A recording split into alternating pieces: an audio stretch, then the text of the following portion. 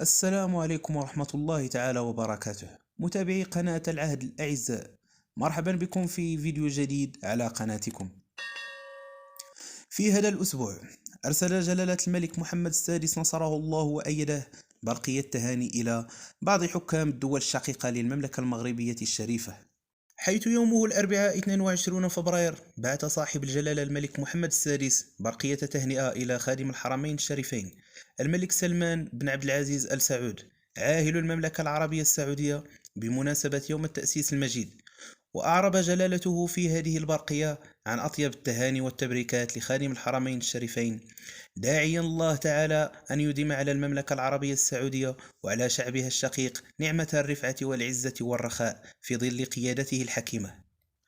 وفي يوم الخميس 23 فبراير بعث صاحب الجلالة الملك محمد السادس نصره الله وأيده برقية تهنئة إلى فخامة السيد محمد عرفان علي رئيس جمهورية غويانا التعاونية، وذلك بمناسبة احتفال بلاده بعيدها الوطني.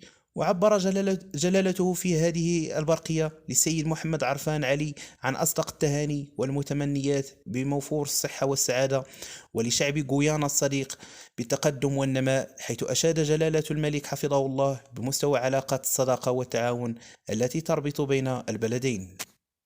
وفي نفس اليوم بعث صاحب الجلالة الملك محمد السادس نصره الله برقية تهنئة إلى صاحب الجلالة السلطان حاجي حسن بولقيا سلطان بروناي دار السلام، وذلك بمناسبة العيد الوطني لبلده، حيث أعرب جلالة الملك في هذه البرقية عن أصدق التهاني وأوفى المتمنيات لشعب سلطنة بروناي الشقيق بتحقيق ما يصبو إليه مع مزيد التقدم والرخاء.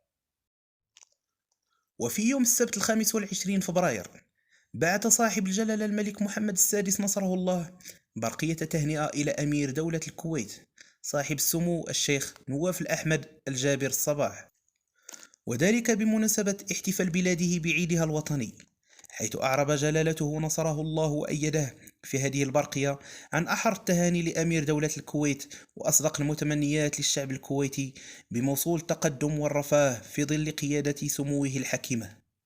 إلى هنا ينتهي هذا الفيديو، شكرا لكم على المتابعة، ويبقى شعارنا الخالد: الله الوطن الملك. حفظكم الله، ونراكم في فيديو آخر جديد إن شاء الله، والسلام عليكم ورحمة الله تعالى وبركاته.